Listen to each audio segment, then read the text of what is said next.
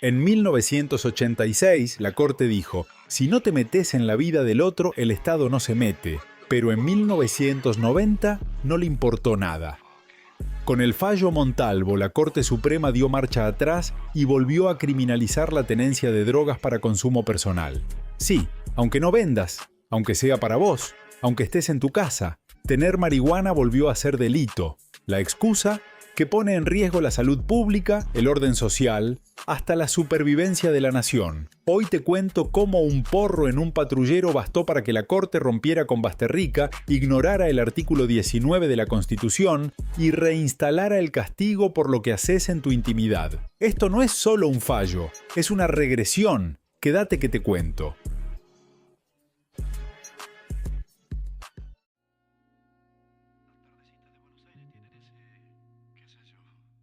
Córdoba, año 1985. Ernesto Alfredo Montalvo es detenido por la policía en el marco de una investigación por un hurto. Hasta ahí, un procedimiento penal ordinario.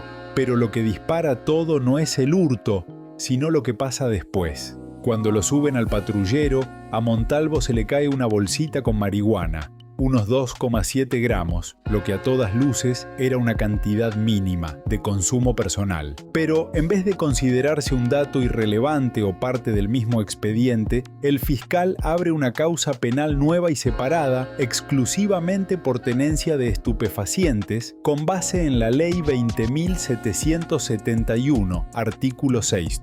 Recordemos el artículo 6 de la Ley 20.771 será reprimido con prisión de 1 a 6 años el que tuviere en su poder estupefacientes, aunque estuvieran destinados a uso personal. En otras palabras, tener droga, aunque fuera para uno mismo, seguía siendo delito a pesar del antecedente de Basterrica que en 1986 había declarado inconstitucional esa norma cuando se aplicaba al consumo privado sin daño a terceros. Pero, claro, para cuando el caso de Montalvo llega a la Corte Suprema, en 1990, el tribunal ya no era el mismo. Había nuevos jueces, nueva composición y una nueva doctrina. ¿Y qué hizo la Corte? En vez de confirmar la línea garantista de Basterrica, la revirtió completamente. Dijo que la tenencia, incluso para consumo personal, sigue siendo delito porque no es una acción privada en el sentido del artículo 19 de la Constitución Nacional. Que la mera posesión de droga, aunque sea sin intención de comercializar ni afectar a terceros, genera un peligro abstracto para la salud pública y por tanto puede ser legítimamente castigada por el Estado.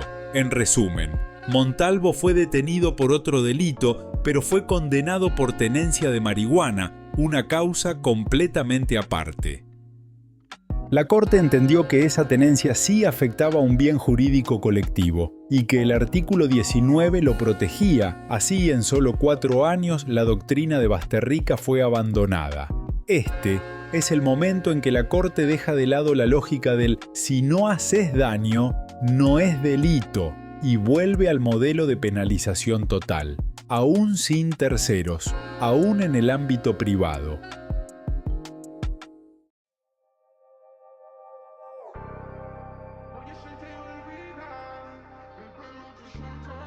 El caso Montalvo llegó a la Corte Suprema de Justicia de la Nación Argentina en el año 1990, y lo que estaba en juego no era solo un porro en un patrullero. Lo que se discutía era si el Estado podía castigar penalmente la mera tenencia de estupefacientes, incluso cuando era para uso personal, sin afectación a terceros, o si eso debía considerarse una conducta protegida por el artículo 19 de la Constitución Nacional.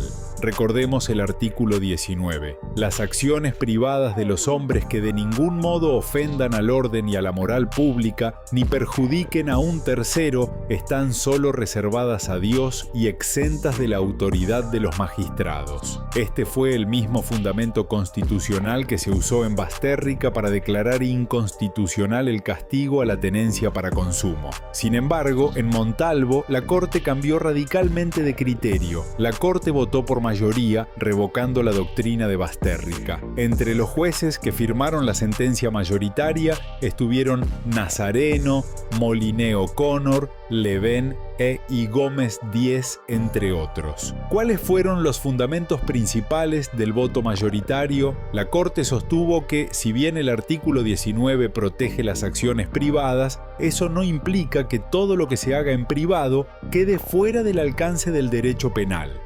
Para los jueces, la tenencia de estupefacientes, aún destinada al consumo personal, no es una acción neutral ni inocua, ya que contribuye indirectamente al deterioro de la salud pública y al fortalecimiento del mercado ilegal de drogas. Es decir, aunque no haya un daño concreto e individual, existe un riesgo general para la sociedad.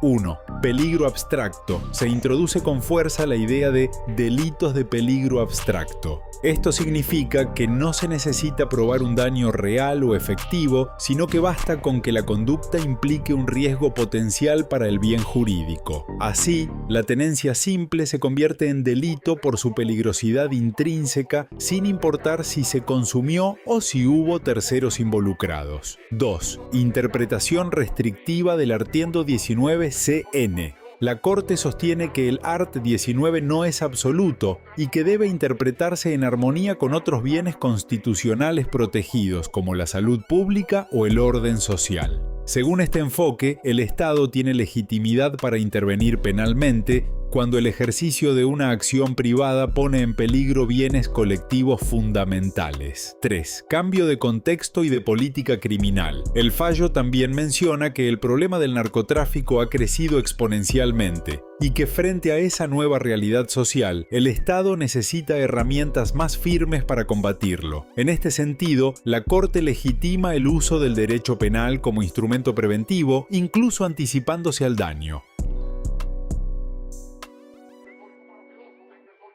¿Cuáles fueron las posiciones disidentes a la mayoritaria? A pesar de la mayoría, hubo votos disidentes muy relevantes, en especial los de los jueces Petracchi y Bellusio, quienes se mantuvieron coherentes con la doctrina de Basterrica. El voto del juez Petracchi sostuvo que la tenencia para consumo personal es una acción privada protegida por el artículo 19 CN.